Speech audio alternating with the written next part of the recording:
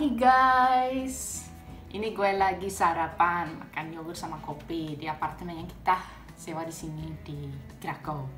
Dan kita mau kemana hari ini? Kita mau ke tambang garam dan tambang garamnya namanya Welcika. Dan tempat ini itu salah satu tambang garam tertua di dunia. Itu udah ada semenjak abad 13, jadi udah 700 tahun atau lebih. Dan itu sampai saat ini masih menghasilkan garam media. Ya itu sempat pernah ada break juga pada Perang Dunia Kedua. Itu mereka pakai tempat itu, pasukan Jerman pakai tempat itu untuk memproduksi alat perangnya. Jadi kita mau ke situ hari ini dan harganya untuk masuk itu cukup mahal.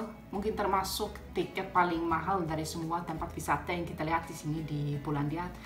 Untuk satu orang hampir 350.000. Tapi katanya di dalam sangat indah guys. Jadi mereka bikin banyak ukiran dari batu garam, mereka bikin patung dari ukiran garam gitu. Ya, gue sarapan dulu ya.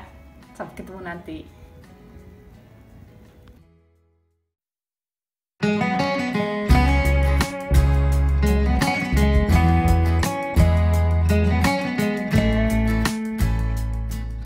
Sekarang kita udah di pintu masuknya, tapi harus antri dulu. Dan di sini karena memang dalam masih rangka pandemi corona, jadi lumayan ketat. Jadi kalian harus diukur suhu badannya dan harus pakai masker, juga sanitizer, ya. Jadi buat kalian yang masih ingin mengikuti kita keluyuran, ikutin kita terus. Kita akan membahas atau mengulas sedikit tentang keluyuran kita di tambang garam Welcika ya. Ya, Welcika. Jadi kita akan mengulas sedikit demi sedikit apa yang kita ketahui di sana dan apa yang kita dengar informasinya berdasarkan pemandu kita. Oke, bisa dimulai dengan Bel dulu. Silakan. Gue yang mulai sih. Oke. Iya.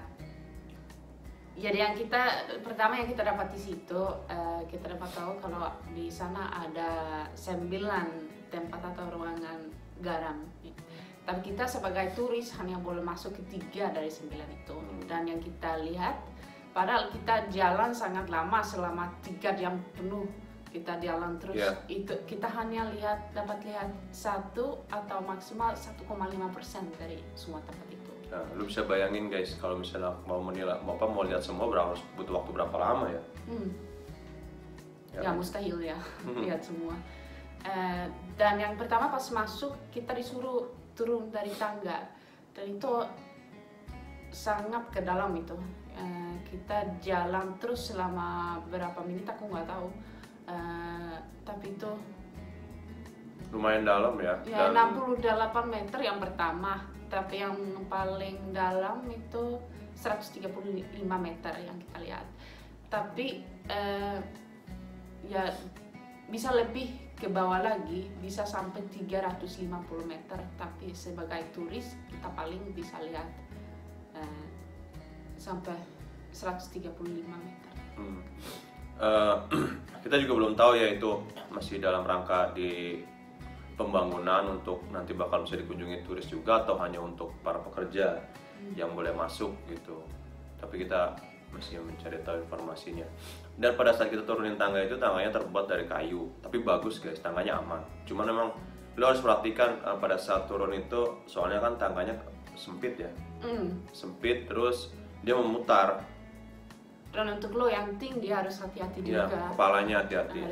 Dan tangganya itu memutar, jadi memutar itu kayak agak pusing sih kalau kita nunduk terus tuh ngeliatin tangga tuh agak pusing. Makanya kita harus ya dibawa relax aja, dibawa santai gitu. Dan cuaca di bawah itu, iklim di bawah itu bisa dingin sampai 17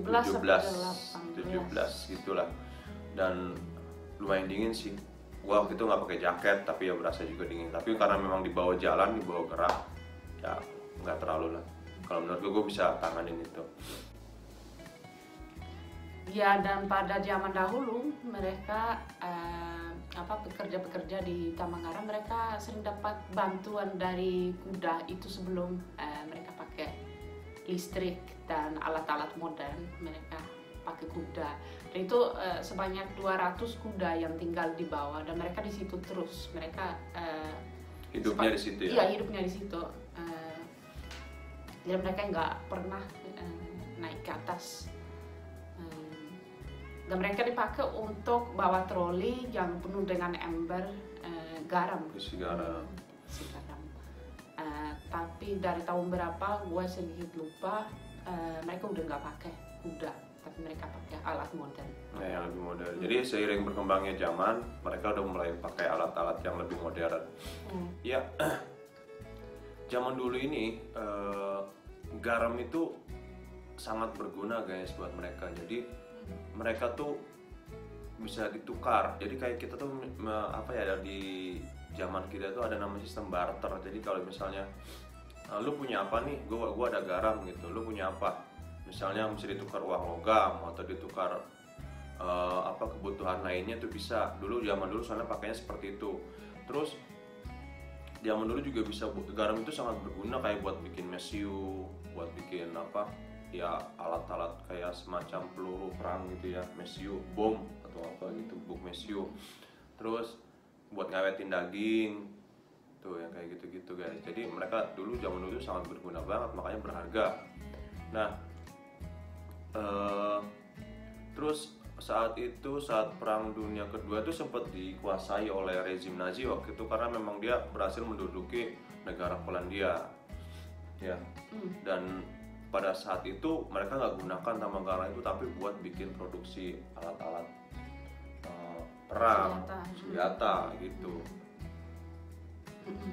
Tapi yang paling menarik di bawah menurut gue ya, itu seninya yang kita lihat di bawah. Iya benar. Dan itu alasannya kenapa ada banyak seni di sana, karena itu kan tambang pekerja di tambang garam sendiri yang bikin. Itu kenapa ya? Ya ceritanya mereka orang yang sangat religius. Jadi setiap pagi sebelum berangkat mereka berdua dulu, setiap malam waktu balik mereka berdua. Dan untuk mempermudahkan hidup mereka sehari-hari, mereka mulai membangun sebuah kapel di dalam. Bukan hanya sebuah kapel, itu sampai 40 kapel di dalam. Tapi yang paling terkenal yang kita lihat itu yang namanya St. Kingas Kapel.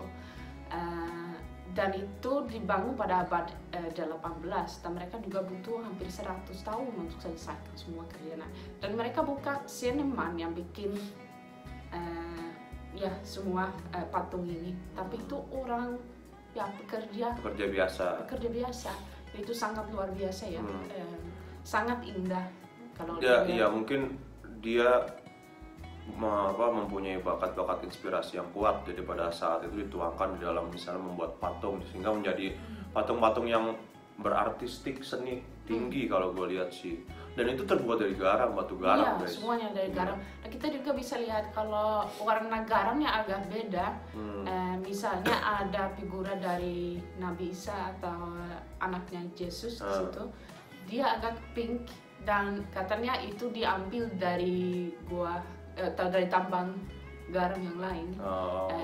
Dan itu ada sedikit besi di dalam yang bikin warna pink. Ada juga yang agak hijau, itu katanya dari tembaga ya, sedikit sap tembaga di dalam. Terus ada yang warna apa lagi? Kuning ya? Ada yang biru, tapi katanya biru. Itu semacam tipuan dari mata. Itu sebenarnya bukan karena ada zat yang bikin warna yang biru, dan itu sebenarnya bukan biru. Seperti kalau kita lihat langit, kita lihat itu kayak biru, padahal itu sebenarnya bukan biru. Kamuflase itu fata morgana. Itu karena mata biru. Kita tertipu. Iya, bisa bilang itu. Oke. Jadi kalau zaman dulu itu memang mereka masih pakai tenaga kuda, karena memang makanya hampir dibilang sih waktu itu kita tahu sih dia kayak berapa ribu kuda di dalam ya. Itu hidup di situ, jadi kayak semacam udahlah mereka hidupnya di bawah situ, dikasih makan di situ, dibersihin, dirawat di situ semuanya. Dan prosesnya untuk bawa mereka ke itu susah banget, agak ribet ya, karena mereka waktu itu nggak ada tangga seperti sekarang. Mereka pakai tali. Pakai tali manual yang ditarik sama orang. Nah itu katanya resikonya itu sangat sangat besar banget. Iya, pasti Apabila akan panik. iya tambang putus atau mulai kehilangan tenaga pada saat dia mulai menurun, itu akan membuat kuda itu sendiri mati karena jatuh dari tempat tinggi, dari kedalaman seperti itu. Itu sering terjadi, sering banget. Makanya nggak semuanya mulus lah apa yang mereka lakukan, itu pasti ada trial errornya. Ya guys, di sini juga ada resto atau tempat istirahat. Ketika kalian lapar atau saatnya makan siang, kalian bisa makan di sini. Keren banget guys, di kedalaman 130 meter lebih. Ini ada resto di sini guys. Lengkap juga ada toilet jika kalian ingin kebelet pada saat melakukan jalan-jalan dengan tour guide-nya, kalian bisa semuanya bisa dilakukan di sini. Kayak gitu. Nah, oke, buat kalian yang mau ke tempat yang kita ceritain ini, tambang garam Weliska, itu yang satu kalian harus prepare bawa jaket, ya, bawa jaket dan fisik pasti, karena ya fisik mungkin lah karena kan kita 3 jam di bawah itu jalan muter, dan hati-hati karena memang penerangan kurang. Jadi sebelumnya kita mau minta maaf kalau misalnya video atau foto yang kita ambil tuh memang agak-agak penerangannya kurang jelas karena memang gelap ya di sana ya. Minim banget penerangannya, namanya juga tambang ya di bawah tanah gitu kan. Dan di sana biasanya nanti kalian akan dipisah pada saat antri di gilir-gilir gitu, misalnya kalian grup ini masuknya jam segini gitu, jadi nggak bertabrakan. Sistemnya bagus banget sistemnya. Dan waktu kita ke sana kita pilih untuk jangan pakai tour.